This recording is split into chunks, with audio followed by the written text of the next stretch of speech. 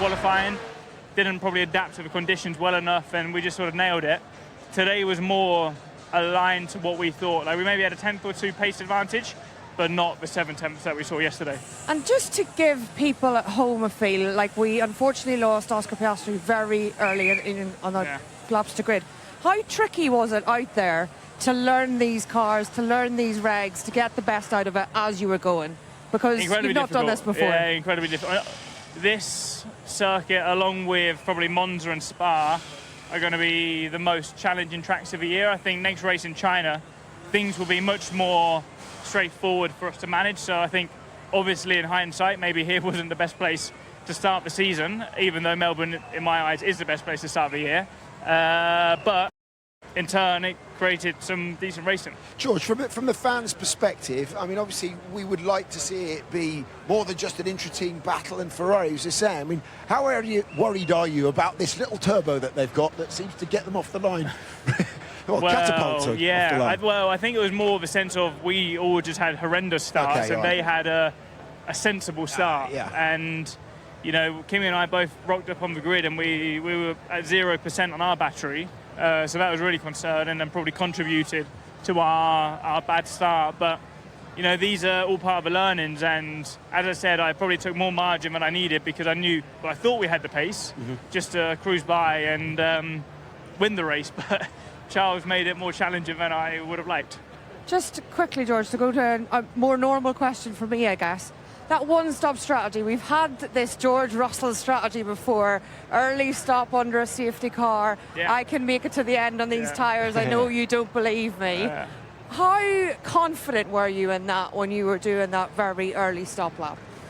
I thought the tyre, it wouldn't drop until I got to like 0% tyre wear, like all the tyre rubber disappearing. So that's why the last couple of laps I was a bit concerned, I must say. But I just felt confident in the car, and I felt confident in the car. I knew where to push, where to save, and fortunately just brought it home. That's invaluable to a team, isn't it? Yeah, I haven't seen Toto smiling so much for a good few years. I think that's good. His son won his first heat and go-karting yesterday as well, so it's been a hell of a weekend for him. We're just going to follow you down after you. Thank you. I just want to know, from inside, there have been some grumblings from some of the drivers about, you know, the way that you've got to drive these cars. It's not 100% all the time because you've got to manage the harvesting and the deployment. And Alex was saying it just like exploded his mind. There's so much information. Have you changed your style? I mean, you have to, don't you? You have to. Yeah. You have to, but the same way as last year when we had porpoise in, I had to change my driving style in high speed. Otherwise, the car would bounce off the track. You know, is it perfect right now? No, but it's race one of a long set of regulations, and it's probably the worst track for it. So I think we just got to give it some time before everyone's kicking off. And even though it wasn't maybe the most fun to drive, it actually made some pretty good drama on TV. So absolutely you can't have it all. Yeah, it looked fantastic on TV, but I just want to think, it's obviously too early to ask too many questions this season, but how confident are you for the rest of the season at this stage that Mercedes looks unstoppable? It's way too early to say, because right now we're obviously the team to beat. However, things change very quick, teams develop very quick, so I'm going to enjoy the moment. Thanks, George. Hello everyone, we're back, and after the race, congratulations to the Mercedes, to the both drivers, 1-2 Mercedes, and we have George Russell, the winner of this race, and on an interview, he's feeling really thrilled, and he's very happy with the results and with the strategy that they implemented and they used on this race, and it worked this time, not just like the last time he used this tactic and he lost because of the weight loss too much. But now the cars are lighter and smaller, and it doesn't affect too much if you lose a little bit too much of a rubber. Congratulations to Russell. He drove a really good race, but he got a little bit scared of the Ferraris because they are really fast, but they have bad strategy. So, as always, Ferrari, bad strategy, uh, catastrophic plans. Either way, George said that I'm really happy with the engine. I'm really happy with the car. It runs as I like it to run. It runs as we love to run. So it's a success for both drivers. It's success for Mercedes.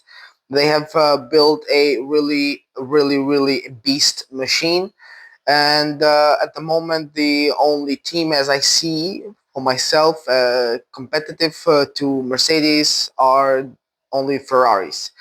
They were a couple of seconds away from them, but we saw a beautiful fight in the beginning of the race, a couple of laps, and we saw that if the implementation of the strategies were a little bit different, then we would have a different race. But yeah, George ran a really good race. He was consistent and he was patient with the car. He was precise and he was really good. In a long time, Mercedes haven't finished 1-2 on a podium. And today, both of the drivers of the Mercedes realized that.